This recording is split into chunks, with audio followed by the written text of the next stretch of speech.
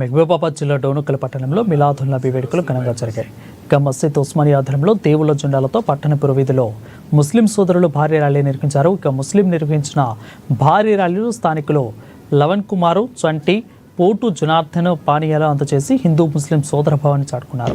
మహమ్మద్ ప్రవక్త 1500 జయంతి సందర్భంగా ప్రజలందరికీ శాంతి, సహనం, కరుణ, మానవత్వం విలువలను గుర్తు చేసుకుంటూ దేవుళ్ల జెండాలతో ర్యాలీ నిర్వహించామని అన్నారు. ఈ ర్యాలీని సహకరించిన ప్రతి ఒక్కరికి మైనార్టీ అధ్యక్షులు ఖాదర్ పాషా ధన్యవాదాలు తెలిపారు.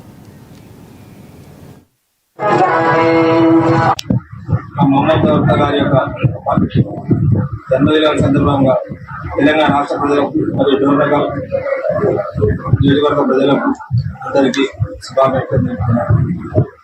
మా నవప్రవక్త గారు 1500 సంవత్సరాలు అవుతుంది కాబట్టి ఈరోజు డోర్నకల్ పట్టణంలో మేము భక్తి శ్రద్ధలతో ముస్లిం అందరం ఎంతో సంతోషంగా ఈ మిలాదుల్ నబీ పండుగలు జరుపుకోవడం జరిగింది.